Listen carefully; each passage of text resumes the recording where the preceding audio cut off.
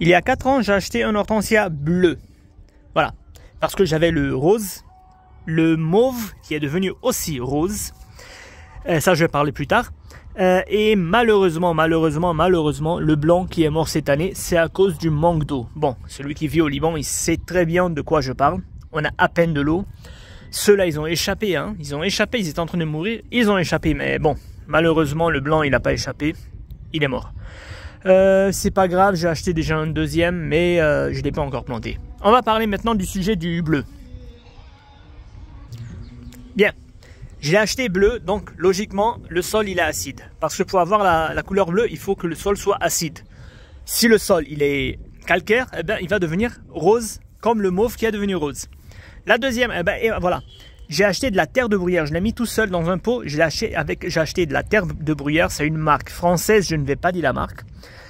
Véritable terre de bruyère. La deuxième année, elle m'a donné des fleurs violet foncé. L'année suivante, la troisième année, violet clair. Et voilà, cette année, elle me donne du rose. On voit un peu les petites taches encore violet très clair. Mais bon, d'ici l'an prochain, ça va devenir complètement rose. Pourquoi? Ça n'a rien à voir avec le sol.